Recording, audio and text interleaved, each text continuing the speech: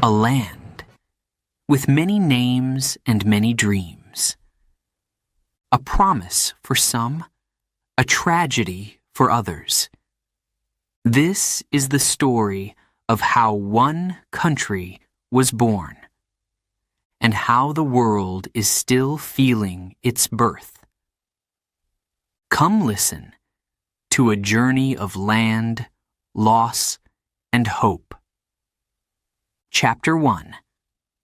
The Land Before. Long ago. Before there was a country called Israel. Before there were borders, fences, and checkpoints, there was just land. A beautiful land. With hills, rivers, olive trees, and stories. People lived here for thousands of years. Jews, Muslims, Christians. They lived in towns and villages. They farmed the soil. They sold goods in busy markets. They prayed in different places. But they all called this land home. Jerusalem, a city holy to all three faiths. It was full of hope and full of tension. Sometimes people shared. Sometimes they fought. In the late 1800s, things began to change. More Jewish families started coming to the land. They came from Europe. They were escaping danger. They were searching for safety. They believed this land was their ancient home, a place their people lived long ago. But the land was not empty. Arab families lived there too. Their roots were deep, generation after generation. They had farms, homes, and dreams. At first, many lived side by side. Some helped each other. Some feared each other. The tension grew. Two peoples. One land. Different dreams. By the early 1900s, the conflict was no longer quiet. There were clashes, anger, and questions no one could answer easily. Who owns the land? Can two peoples share it? Where is home? And for whom? This was only the beginning. A land full of beauty and history. Now holding a storm that was starting to rise. This chapter is not about blame. It's about the truth. That pain often begins long before the first war. What do you think? Can two dreams live in one land? Chapter 2. The Holocaust and the Dream. The year was 1945. World War II had ended. But for millions of Jews, the pain had just begun. They had survived the Holocaust. They had seen horror, families lost, homes destroyed. 6 million Jews were killed just because they were Jews. The world was shocked. So much death. So much silence. And now, a big question. Where could they go? Many had no home to return to. Their cities were gone. Their neighbors had changed. Some doors were still closed. But there was a dream. A very old one. A dream of a land they called Eretz Yisrael, the land of Israel. A place they believed was promised to them thousands of years ago. That land was called Palestine in those days. It was under British control, and many Jewish people now wanted to live there, to start new lives, to build homes, to feel safe. But there was a problem. Palestinian Arabs were already living there. They had farms, they had towns.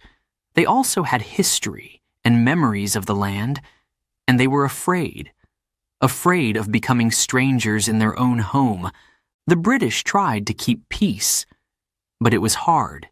Jewish immigrants kept arriving. Palestinian resistance grew stronger. Violence began to rise. Some Jews fought back. They wanted their own country, a place where no one could hurt them again. Some Palestinians protested. They said, "This is our land too. We have lived here for generations." The world began to watch. The pain of the Holocaust made many feel sympathy for the Jews. But what about the Palestinians? Where would they go? Would they be asked to pay the price for Europe's crimes? In 1947, the United Nations made a plan. Divide the land. Create 2 states, one for Jews, one for Arabs. Jerusalem would belong to no one. It would stay international. Jews said yes. Palestinians said no. They felt it was unfair. How could half their land be taken without their full agreement? The decision was made. A storm was coming. But for many Jewish people, this was a dream coming true. After years of running, crying, and hiding, they finally had hope. For many Palestinians, it was a nightmare. A future filled with fear and questions. One land, 2 peoples, and soon, a war that would change everything. Can hope for one group exist without pain for another? Chapter 3. The Arab View. The year was 1947. Palestinians were worried. The United Nations had made a decision to divide their land into 2 parts, one for Jews, one for Arabs. But the Arabs said no. Why? Because they had lived there for generations. Their families, farms, and memories were all in Palestine. To them, it was not just land, it was home. Many Palestinians felt shocked. How can they give away our land? They did not feel responsible for the Holocaust. They were not part of that history. But now, they were paying the price. The Jewish people had suffered, yes. But why should the solution come at the cost of Palestinian homes? Some Palestinians joined protests. Some joined militias. Tensions began to rise. Fear was everywhere. In villages, people whispered, "Will we have to leave? Will they take our house? Will there be war?" At the same time, Arab countries around Palestine, like Egypt, Jordan, Syria, Lebanon, and Iraq, were also watching. They supported the Palestinians. They felt the plan was unfair. They believed that the land should stay united and Arab. When the British left in 1948, violence exploded.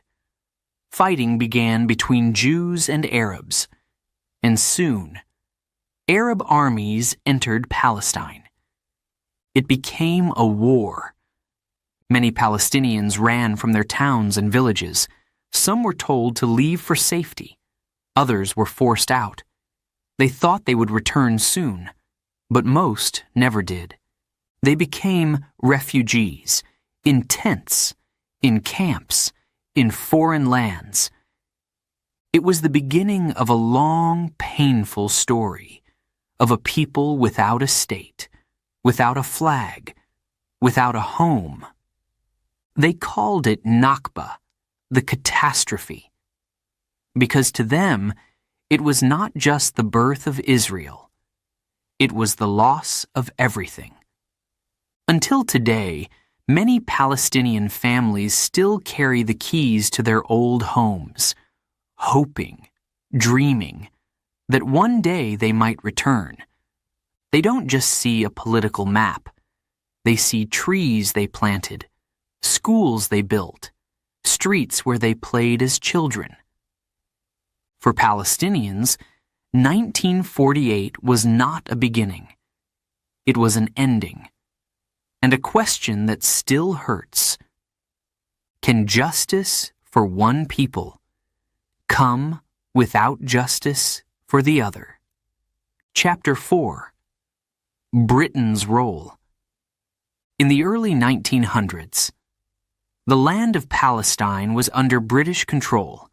The British called it a mandate, a kind of rule after the fall of the Ottoman Empire. But it was not easy.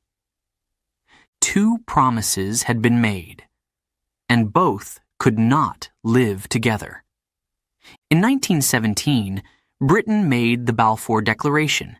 It said they supported a home for the Jewish people in Palestine. But, at the same time, they also promised independence to the Arabs. These promises would clash. During the years that followed, Jews began arriving in large numbers.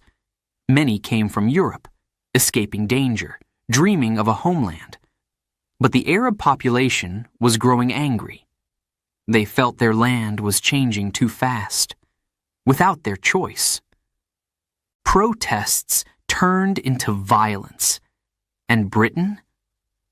Britain was stuck in the middle. They tried to keep peace. They made rules, sometimes for the Jews, sometimes for the Arabs. No one was happy. By the 1940s, things got worse. World War II had ended. Millions of Jews had died in the Holocaust. The world was shocked. Many felt the Jewish people needed their own state. More Jews tried to come to Palestine. But the British stopped many of them. They blocked boats. They sent refugees back. It was a painful time. Fights broke out. Jewish underground groups, like the Irgun, began attacking British soldiers. Arab resistance also grew stronger. Britain lost control. It was too much conflict, too much cost, too much pain. In 1947, Britain went to the United Nations and said, "We are leaving. We cannot solve this." The UN then made a new plan: divide the land into 2, one for Jews, one for Arabs. Jerusalem would be international. But peace did not come. As Britain prepared to leave in 1948, violence was everywhere. They packed their bags, closed their offices, and sailed away. They left behind a land full of fire, fear, and a coming war. Many ask, did Britain do its duty, or did it light the fire and walk away? Whatever the answer. The British chapter was over, and a new one of nationhood, struggle, and hope was about to begin. Chapter 5. A New Country is Born. It was May 14th, 1948. In a small room in Tel Aviv, David Ben-Gurion stood up. He read a short text, slowly, but with power. We declare the establishment of a Jewish state in the land of Israel to be called the State of Israel. People clapped. Some cried. It was a dream, finally real. For many Jews, this was the moment of freedom, a place of safety after centuries of pain, exile, and war. After the Holocaust, they felt this was needed, not just wanted. They built cities, they opened schools, they raised the Israeli flag. But not everyone was celebrating. For Palestinians, this day had another name: Al-Nakba, the catastrophe. Because with the birth of Israel came loss. more than 700,000 Palestinians fled or were forced to leave their homes. Villages were destroyed. Families were separated. Many thought it was temporary, but the return never came. The first Arab-Israeli war began the next day. Egypt, Jordan, Syria, Lebanon, and Iraq attacked. They said, "This land is not only for one people." But Israel fought back and won. The war ended in 1949, with Israel now controlling even more land than the UN had given. Palestinians were left in refugee camps, some in the West Bank, some in Gaza, some in Jordan, Syria, and Lebanon. For Israel, it was victory. For the Arab world, it was a deep wound. Two sides, one land, and a future now filled with fear, anger, and hope. Some people believed peace could still come. Others did not. But one thing was clear. A new chapter had begun, and the world would never be the same. Chapter 6. The War of 1948. The war began just one day after Israel was born. On May 15, 1948, 5 Arab countries sent their armies: Egypt, Jordan, Syria, Lebanon, Iraq. They crossed borders, fast and strong. Their goal was clear: stop the creation of Israel. Protect the Arab people.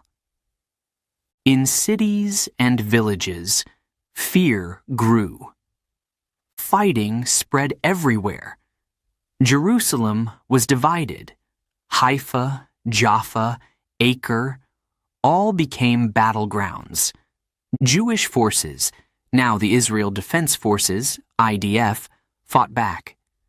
Many of them had just arrived from Europe.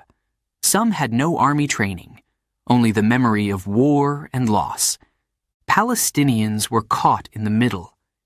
In the chaos, homes were destroyed. Streets became empty. Villages disappeared. Some people fled, hoping to return after the war. Others were forced to leave, by fear or by soldiers. By the end of the war, more than 700,000 Palestinians had become refugees. They left behind keys, houses, memories. Many still carry those keys today, waiting to return. For Israelis, the war was a fight for survival. They believed, if we lose, we disappear. They won. By 1949, the war ended. Israel signed armistice agreements with Egypt, Jordan, Lebanon, and Syria. But the borders were not peaceful, and the people were not healed. Jordan controlled the West Bank and East Jerusalem. Egypt controlled Gaza. Israel controlled the rest.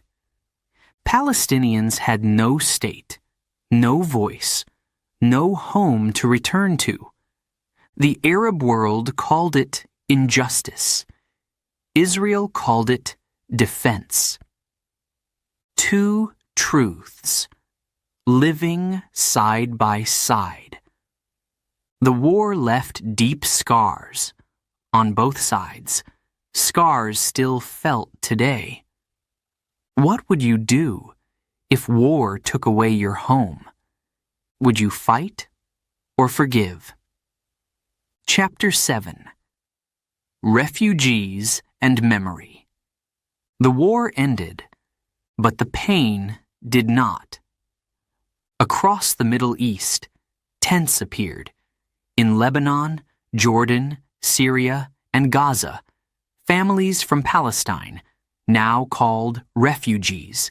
They had no homes, no schools, No land to farm, only stories and sorrow. Some still held the keys to their old houses. They told their children, "One day we will return." These stories became their memory, a memory of loss, of land, of neighbors, of hope. Many lived in refugee camps for years, even decades. Some are still there, today. At the same time, in the new state of Israel, fear did not end. Surrounded by enemies, attacked from all sides, Israelis felt they must stay strong, always ready to defend. They remembered the Holocaust and said, "Never again." New Jewish immigrants arrived from Europe, Russia, and Arab countries. They built towns, started schools, served in the army. But they, too, carried memories. Memories of being unwanted, of losing family, of searching for home. So now, two peoples, two histories, both with deep pain. One said, "We were here before, and we lost everything." The other said, "We returned home after losing everything." The world tried to help. The United Nations gave food, schools, and aid to Palestinian refugees, but they could not bring peace or return the homes. Bitterness grew. Each generation heard one story, their own story.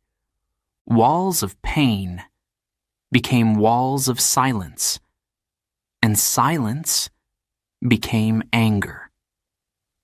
Peace was not close, because pain remembers, and memory can be powerful, but also dangerous when it becomes the only truth. Chapter 8. The World Reacts. The world was watching. In 1948, the new country, Israel, was born. Some nations celebrated. Others were shocked. The United States quickly supported Israel. They saw a place for Jews after the horrors of the Holocaust. They believed it was a symbol of freedom and safety. The Soviet Union also gave early support, but for different reasons. They hoped Israel would be close to them politically. At the same time, many Arab countries were angry. They believed Palestine was taken. They stood with the Palestinians, their brothers in land and faith. They said, "This is not justice." War followed, and after the war came refugees, tents, sorrow, and silence. The United Nations tried to help. They created UNRWA, a group to support Palestinian refugees, food, schools, shelter. But help was not peace. New lines were drawn on maps, borders, checkpoints, walls. The world was divided, not just the land. Some countries sent money to Israel. Others supported Palestinian groups. Protests began in many cities, from Paris to Cairo. Some called for peace. Others called for action. Years passed, but emotions stayed strong. Palestinians asked, "Where is our home?" Israelis asked, "Where is our safety?" And the world asked, "Can there ever be peace?" Some leaders tried. There were meetings, talks, even small agreements, but deep pain, deep fear, and deep distrust made peace very hard. Because this was not just about land, it was about history and identity. Two peoples, two dreams, one land, and the world still watching. Chapter 9. The Future and the Question. Today, the land still cries. It has been more than 75 years since the birth of Israel, since the Nakba, the catastrophe for Palestinians. But the pain has not gone away. Children grow up behind fences. Soldiers still stand at borders. Walls still divide. Hope still waits. Israel has grown strong. Technology, economy, a powerful army, but also fear. Many Israelis say, "We want peace, but we need security." Palestinians still wait for a country. They live in small areas, the West Bank, Gaza, and camps in other lands. Some live under occupation. Some live in exile. They say, "We want justice and freedom." There are voices on both sides asking for peace. Young people, teachers, artists. They say, "We can live together." But there are also voices of anger, fighters, politicians. They say, "We must win, not share." The world still watches and still tries to help. The United Nations speaks. America, Europe, Arab countries, all give their opinions. But the question is big. Who decides the future of this land? Some say 2 states, one for each people. Others say 1 land shared. And some say it's too late. But the truth is, peace is not made by maps, or walls, or speeches. Peace is made by people. People who choose to listen. People who choose to forgive. People who remember, but don't hate. Will that happen? No one knows. But one thing is clear. The story is not over. And the future is still being written.